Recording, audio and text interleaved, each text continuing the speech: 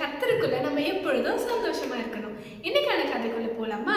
இன்னைக்கு நம்ம யாரை பத்தி பார்க்க போறோம் அப்படின்னா, குஷ்டரோகிகள் பத்தி பார்க்க போறோம். குஷ்டரோகிகள்னா யாரு?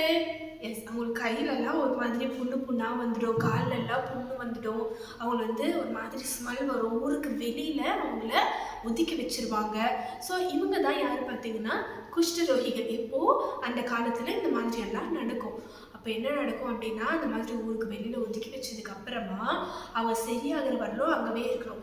சரியானதுக்கு அப்புறமா அவங்க பாஸ்டர் கிட்ட வந்துட்டு அவங்கள காமிச்சு அவங்க கரெக்டாக சுத்தமாக ஆயிட்டாங்க அப்படின்னு தெரிஞ்சதுக்கு அப்புறமா அவங்க சில பலியெல்லாம் செலுத்தி அவங்க திரும்பி ஊருக்குள்ள வரணும். இப்படி தான் பழைய ஏற்பாட்டு காலத்துல ஆதி காலத்துல குஷ்டரோகிகள் எல்லாம் இருந்தாங்க. ஸோ இப்போ என்ன பார்க்க போறோம் அப்படின்னா, இந்த மாதிரியான ஒரு குஷ்டரோகிகள் கதை தான் இன்னைக்கு நம்ம பார்க்க போறோம். ஒரு ஊர்ல ஒரு 10 குஷ்டரோகிகள் இருந்தாங்க. எத்தனை பேரு? எஸ், 10 குஷ்டரோகிகள் இருந்தாங்க. அவங்க என்ன பண்றாங்க அப்படின்னா, ஏசப்பா ஊருக்குள்ள வராருன்னு தெரிஞ்ச உடனே இந்த 10 குஷ்டரோகிகளை ஏசப்பாவை பார்க்கறதுக்கு வராங்க. இந்த 10 பேரும் ஏசப்பா கிட்ட ப்ரே பண்ணாங்க. ஏசப்பா, எங்களுக்கு எப்படியாச்சும் இறக்கம் காண்பீங்க, எங்களை எப்படியாச்சும் சரி பண்ணிடுங்க அப்படின்னு சொல்லிட்டு ஏசப்பா கிட்ட ப்ரே பண்றாங்க. ஏன்னா ஏசப்பா யாரு?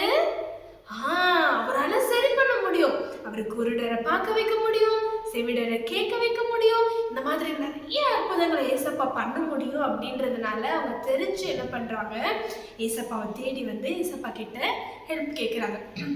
இப்போ முடிஞ்சோன்னா ஏசப்பா பார்க்குறாரு. பார்த்துட்டு அவங்க கிட்ட சொல்றாங்க, ஓகேப்பா, நீங்க 10 பேரை என்ன பண்ணுங்க, நீங்க போயிட்டு உங்களை ஆசாரியர்கள் கிட்ட, பிரீஸ்ட் கிட்ட காமிங்க அப்படின்னு சொல்றாங்க. எப்போ போனோம் பிரீஸ்ட் கிட்ட? அவங்க சரியாயிட்டதுக்கு அப்புறம் தானே பிரீஸ்ட் கிட்ட போய் காமிக்கணும் சரியாயிடுச்சுன்னு. ஆனா அவங்க குஷ்டரோகிகள்லாம் இருக்கிறாங்க. அப்படியே குஷ்டரோகம்லாம் உடம்புல இருக்கு. ஆனா ஏசப்பா சொல்றாரு, நீங்க போய் காமிங்க அப்படின்னு சொல்றாங்க. நம்மளா இருந்தா போமா, நானா இருந்தா போனா, ஏசப்பா நான் போக மாட்டேன், ஃபர்ஸ்ட் நீங்க சரி பண்ணுங்க, அப்புறம் போய் நான் காமிக்கிறேன் அப்படிதானே சொல்லுவோம். ஆனா இந்த 10 பேரும் ஏசப்பா சொன்னாங்கன்றதுனால உடனே கீழ்ப்படிச்சு என்ன பண்றாங்க, இந்த குஷ்டரோகத்தோடயே போறாங்க. ஸோ இன்னைக்கு நம்ம எல்லாருக்குள்ளேயும் எங்ககிட்ட இருந்து கத்துக்கிறது என்னது, ஏசப்பா என்ன சொன்னாலும் அது ஒரு சாத்தியமே இல்லாத ஒரு விஷயமா இருந்தாலும் ஏசப்பா சொன்னாருன்னா உடனே கீழ்ப்படிஞ்சிடணும். அதை தான் நம்ம எல்லாரும் செய்யணும். ஓகேவா? ஸோ 10 பேர் என்ன பண்றாங்க, கீழ்ப்படிஞ்சு ஆசாரியர்கள் கிட்ட காமிக்கிறதுக்காக போயிட்டே இருக்காங்க.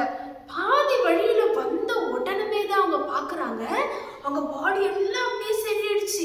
அவங்க கிட்ட குஷ்டரோகமே இல்லை. அவங்களுக்கு செம்ம ஹாப்பி ஆயிடுச்சு.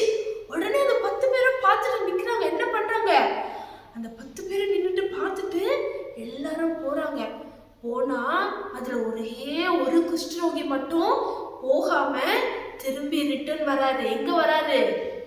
எஸ், ஏசப்பா கிட்ட திரும்பி வராரு. ஏசப்பா கிட்ட வந்துட்டு ஒரு 5 விஷயத்த அவர் பண்றாரு. இந்த 5 விஷயத்தை தான் இன்னைக்கு நம்ம கத்துக்க போறோம். அந்த ஒரு மனுஷன், அந்த ஒரு குஷ்டரோகி மட்டும் சரியாகிறத ஃபர்ஸ்ட் என்ன பண்றாரு, பார்க்கிறார். அதுதான் பைபிள்ல இருக்கு. அதை கண்டு அப்படின்னு இருக்கும், அதை பார்க்கிறார். ஸோ 2வது விஷயம் என்ன பண்றாரு, அவரு திரும்பி வராரு.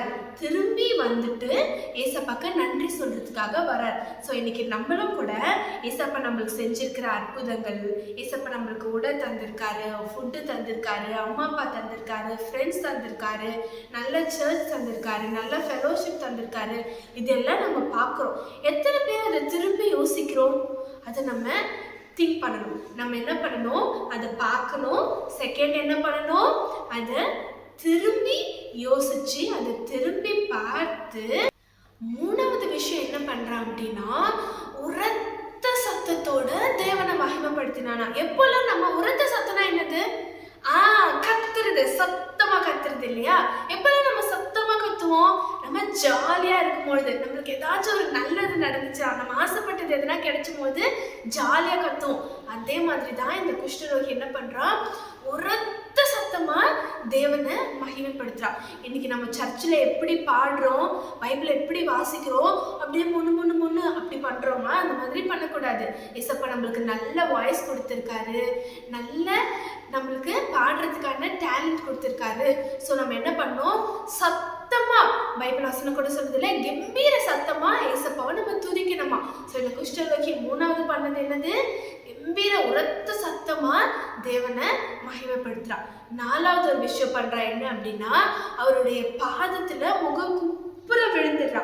முகம் குப்புறன்னு என்னது, முகம் தரையில படுற அளவுக்கு ஃபுல்லா அவர் முன்னாடி விழுந்துடுறா.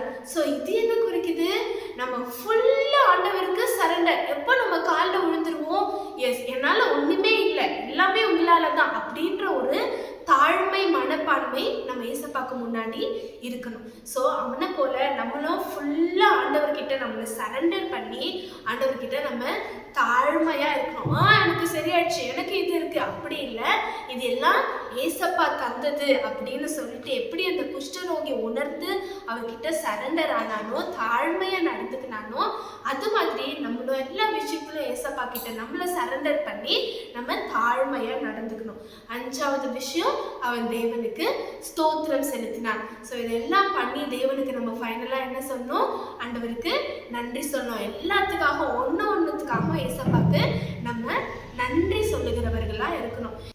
ஏசப்பா லாஸ்டா அவங்களுக்கு ஒரு சொல்லுவாரு, உன் விசுவாசம் உன்னை ரட்சித்தது அப்படின்னு சொல்லிட்டு அந்த குஷ்டரோகியை பார்த்து சொல்லுவார். ஸோ இன்னைக்கு நம்மளும் கூட அந்த குஷ்டரோகி மாதிரி ஏசப்பா கிட்ட விசுவாசம் உள்ளவர்களா இருக்கணும். ஏசப்பா எதையுமே செய்யறதுக்கு வல்லவரா இருக்கிறாரு அப்படின்னு சொல்லிட்டு முழுசா நம்ம ஏசப்பாவை விசுவாசிக்கணும், அவருக்கு நன்றி உள்ளவர்களா இருக்கணும். இன்னைக்கான மனப்பாட வசனம் பார்க்கலாமா? இன்னைக்கு நம்ம கத்துக்கின இந்த 5 விஷயம் தான் நம்ம மனப்பாட வசனமா படிக்க போறோம். லூக்கா எழுதின சுவிசேஷம் 17ஆம் அதிகாரம் வசனங்கள் 15, 16. அவர்களில் ஒருவன் தான் ஆரோக்கியமானதை கண்டு திரும்பி வந்து உரத்த சத்தத்தோடே தேவனை மகிமைப்படுத்தி அவருடைய பாதத்தருகே முகங்குப்புற விழுந்து அவருக்கு ஸ்தோத்திரம் செலுத்தினான். அவன் சமாரியனாய் இருந்தான். ஸோ இதுதான் உங்களுக்காக மனப்பாட வசனம்.